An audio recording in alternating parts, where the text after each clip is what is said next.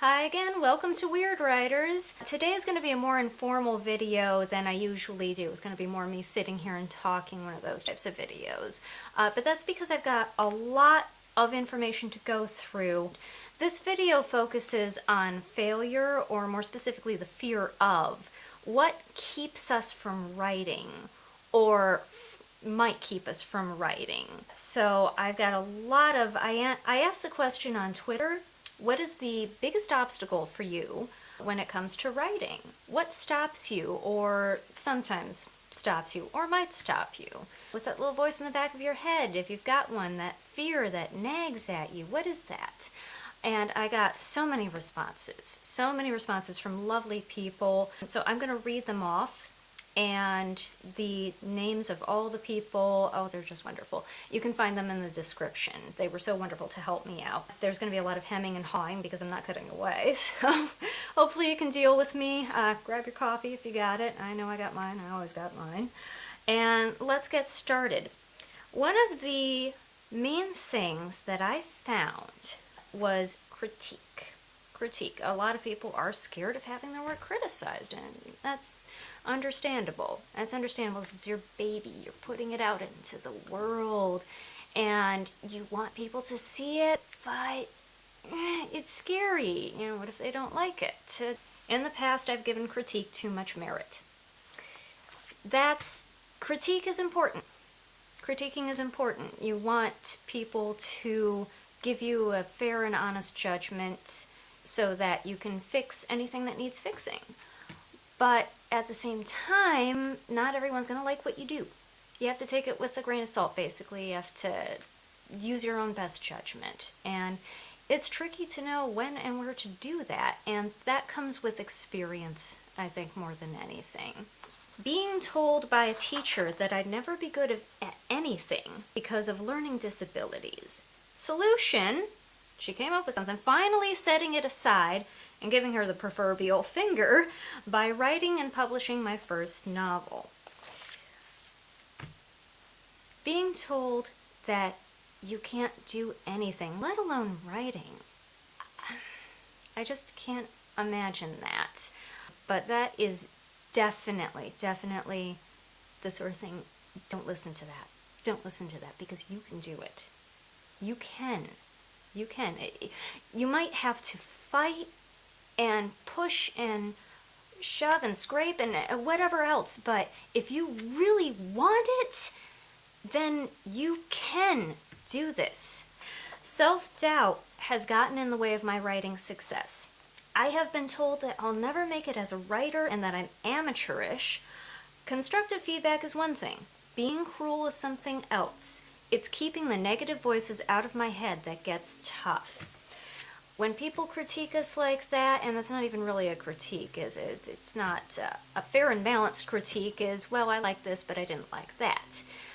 This is just tearing someone down, and there's no need for it, like, ever. And that's what can put the negative voices in your head. You ingest that, and it's hard to get that out. But if you keep going, and I don't know if you need to seek out positivity necessarily. Some of us might have to, because we might have more negativity around us than others. But it is there, and you can find it. I know I, for one, have found a lot of positive forces on Twitter. There are negative forces as well. There are in life. There's going to be that anywhere. But seek and ye shall find, basically. It is there. There are people out there who are going through what you are going through, which is kind of the point of all this. I want to share people's stories so you know you're not alone. Being told that I have to be well-read in all genres to write well. I just keep writing. Improvement is inevitable. That's the spirit. Who said you have to be well-read in all genres? Being well-read is a good idea because you expose yourself to different writing styles and ideas, and you can use those as inspiration, as a jumping off point. But you don't have to be well-read in all genres, especially if that's not a genre that you write. We all have our strengths. I have a lot of doubts about my skill and if people will like my books, partially because only one publisher said yes out of about 80 submissions. This sound familiar, probably to a lot of people. And then I remember all the love and support I've received, especially from my publisher. Well, we don't all have that supportive publishers, but really a publisher is generally going to be very supportive because they want to get your stuff out there. They like your stuff. Yeah. But yeah, as I said, it's important to have that sense of community. If nothing else, watch this video again. I'm here for you. Chronic illness triggered by anxiety. And sometimes I get anxiety about writing, so sitting down to write occasionally causes severe stomach pain. And a full-time day job keeping me from writing as often as I want or need to. I've dealt by switching to a day job I actually love going to, not a soul-sucking job, so that I have energy to write whenever I get the chance, and where I don't constantly feel stressed by an unrealistic workload, which has helped immensely with my chronic illness. That is wonderful that they were able to find a solution. Not everybody can. It's not always that easy to switch jobs. But yes, if you can find, even if it's just a minor solution, just something small that you can hold on to, that would just help immensely. Combination of full-time stressful job and chronic illness, lack of spoons. I just have to try and be kind to myself and accept that I'm doing the best I can. And try not to beat myself up for writing so much slower, less than everyone else. Well, I don't know if they really write less or slower than everyone else. Some of us in particular have not been writing as much as they should, and we make excuses for it. But that's the thing. That's the thing. We all tend to think that, oh, everyone else is doing this. We see people posting on Twitter or wherever, oh, I did so many words today. And you're thinking, oh, when was the last time I did any words? But everybody moves at their own pace. And you'll get to it. You'll figure out your pace. A horrible job with a commute. I'm too exhausted when I get home to write. Yes. When you are exhausted from a full-time job, it's hard to do anything, let alone write, even though it's something you want to do so much, but it's hard to get up the energy for it.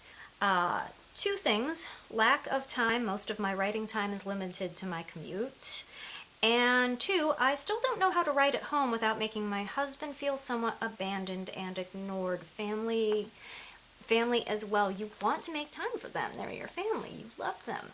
But it can be tricky. It's a balancing act. Carving out time. I would suggest a schedule because that's helpful for me.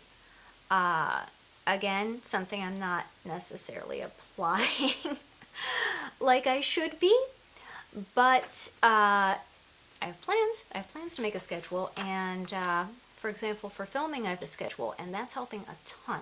So if I just apply that to my writing, that would help for me. May not help for everyone. After all, schedules change if nothing else, but it's just an idea. I'd say school and homework, though work is pretty exhausting too. Having to earn a living while novel writing. Boo. Time management is a huge issue. Guilt abounds when writing books when I should be making money. Trying to please everyone based on beta reader feedback, there's that again, slows me down. Must stop that, but they make good points. It's true. Like I said, balancing act with that as well. They make good points, but then again, you don't have to take everything. I find people don't respect the time commitment and will interrupt at any stage at any time. Also, midway hump, that 10K-ish slog is very uphill in every book. Now that is true, isn't it? Other people don't tend to understand how time-consuming writing is. It's usually best to find your own space where people aren't going to bug you. Again, not always easy. If you can't, do your best to make it clear that you can't be interrupted. Maybe put in headphones or something. Build a barricade with books around you, or whatever you gotta do. Having to work 60+ hours a week while writing has definitely been a hindrance, but money doesn't grow on trees. I got around it with a combination of sacrificing sleep, social interaction, and recreational activities in favor of writing. Now that stinks, doesn't it? You have to sacrifice stuff, but if you really want something, you tend to have to make sacrifices. Unless you can figure out a way to just schedule it into your life as it stands. But it doesn't always work out that way. Problem: transitioning from my day job to my writing. Solution: I have a ritual of coming home, showering, getting dinner going, and trying to ease myself into a mindset shift. It doesn't always work, but I keep telling myself I'll only fail if I give up. Excellent point. Excellent point. And that's another way of doing it. Just ease yourself into that transition. When you come home from work, you're still kind of in that mindset, and especially if you've got a long commute, yeah, it can be really hard to make that mental shift. So maybe if you can take a little time to adjust, it's an idea. Fear of failure. Here's the root. Fear of failure. Honestly, the drive to write eventually outpaces my fear, and that, I think, is the key. We're all scared. We are all scared. I know I am. But if you're a writer, then you write, and that's what you do. And if you think your work is good enough to see the world, which it probably is, honestly, even if you don't think it is, it probably is. If nothing else, look at some of the things that have gotten published. Yeah, it probably is. So you have to go ahead. You have to go ahead anyway for the good of your work. It's like, well, it is. It's like putting your child out into the world. You may not be ready for it, but they're ready. And that's what matters. Self-confidence. I haven't. I'm still working on it. Well, I'm glad they're working on it, because that may be a lifetime thing. It may be. But it's worth it. It's very much worth it. I'm more confident than I used to be. I'm still not that confident. No, I'm not. And I have days where I just want to, cry and bawl and huddle up on the couch in a blanket, and woe is me. Everybody has those days. But keep working at it, because you're worth it. You are. I don't know how else to say it, but I really do believe that everyone is worth it if they can just see it, if they can just see themselves how I do, I guess. Maybe that sounds self-centered, but yeah, I really do believe that everyone has that potential inside them if they can just recognize it. It might be, that might itself be a battle, but it's worth it. I keep questioning if this is what I'm supposed to be doing. Writing is time-consuming, and I'm afraid of wasting my time on something I'm not supposed to be doing. Now, that kind of ties in with imposter syndrome, doesn't it? I'm a fool for even going at this.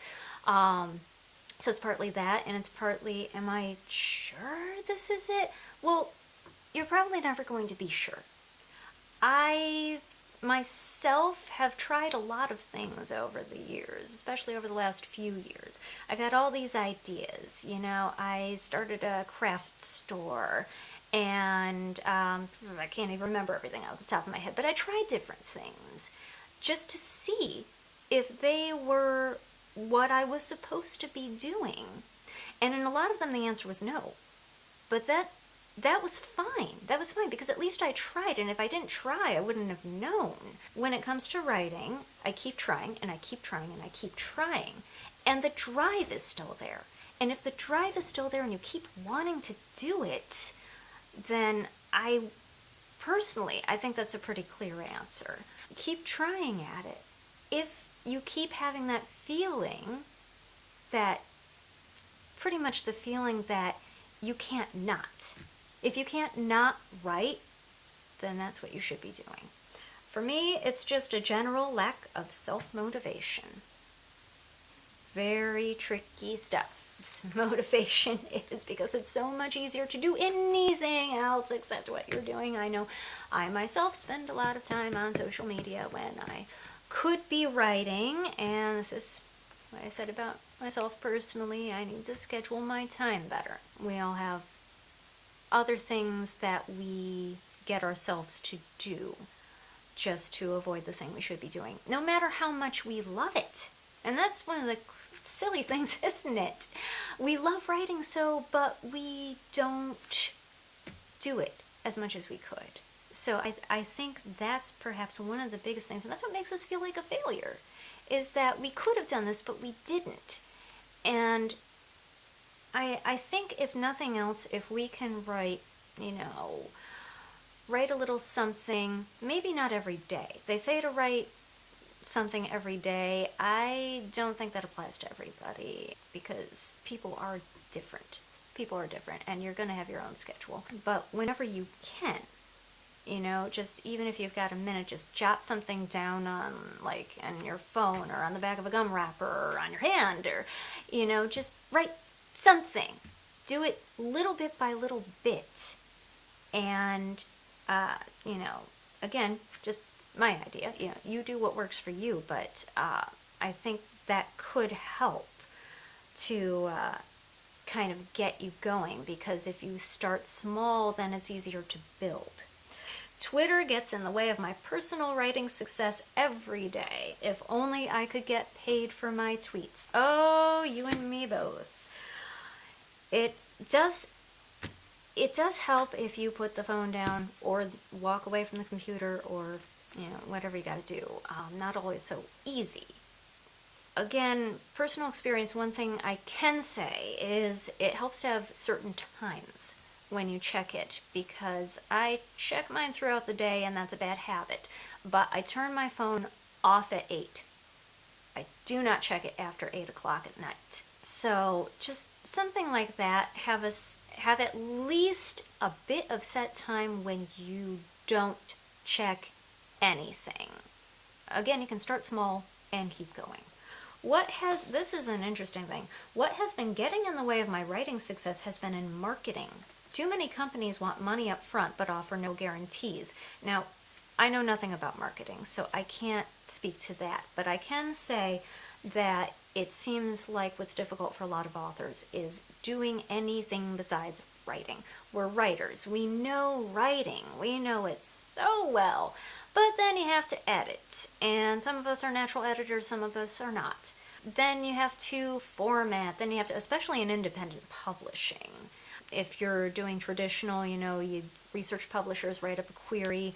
It's tricky, but you're not doing so much of it yourself. But yeah, if you're independent publishing, there is a lot more you have to do yourself. I'm going to make that the subject of another video or videos, so again, I'm not going to get into that, but that is an uphill battle. Winning a thing. It stopped me writing for weeks. I couldn't believe it. Success was harder to cope with than failure. Now, isn't that interesting? I know I've heard from a lot of people that who have achieved success. I've read a lot of stories and such like I got published, how exciting, my book was a success, oh, how wonderful. Then I had to write a second one. And that, the battle started all over again. Success is wonderful, but it can get in the way in some form or another. I know I am a traditionally published playwright, but I haven't had anything published since 2012. I've been busy doing other things, and yeah. That's me. My focus is elsewhere. But yeah, success can actually be more diverting than anything else. Children. Seriously. Children get in the way of writing. They do. Physically, mentally, emotionally. Of course, they give you fodder for writing when you finally get to it. So write all the things, because you never know what they'll do or say that will inspire. Children are people. Children are people. I know, newsflash. They say and do things that inspire you, but they do get in your way because they are not writers and they don't understand, typically. So, especially the younger they are. And children are wonderful. I love my children so much. But, for example, I had to send them outside while I shot this video because they don't get being quiet and not interrupting and stuff like that. They just don't. So again, if you can carve out a quiet space, so much the better. Otherwise, if you can possibly find something that will keep them busy while you stick in your headphones or such, then so be it. Or come up with a time when they're not there. Yeah, it's tricky, but you may have to do it. I saved the last for something that really got me. I left an abusive relationship more than a decade ago, and I can still hear his voice in my head, telling me how worthless I am. Creating something that other people will judge with that in the back of my mind has been one of the most difficult things I've ever done. I don't know that I've overcome it, but I've battled it by surrounding myself with a community of supportive people instead. They help drown out his voice, and I've battled through by doing it anyway. I can't prove him wrong if I never try. Whew. Yeah, that's it right there. That's deep and emotional and everything, and something that I don't know personally. But if you can cut out that sort of voice, maybe not cut it out, if you can work through that sort of voice, if they can work through that sort of voice, then the rest of us can too. Well, that about wraps it up. This has been a really interesting experience. I've never just sat and talked to the camera this long, so I hope you're still with me. And I hope you found something out of all that to help you, because that's what I want to do. If nothing else, that was a lot of stories. Think about that. That's a lot of people sharing their stories, fellow writers, and we're all going through this type of thing. We may go through it in slightly different ways. There may be different types of voices, but we all have that voice in our head trying to stop us. So think about that. You're not alone. You are never alone. All writers, we're writers. We're alike. That's what we do. That's what we are. That's what we feel. So again, I hope this helped you. And while you're here, if you're still here, please give us a like, click the subscribe button, and do please check the notifications. Check the description box where I will list all these lovely people. They are wonderful. Do give them a follow if you're on Twitter. And we will see you again soon. Bye.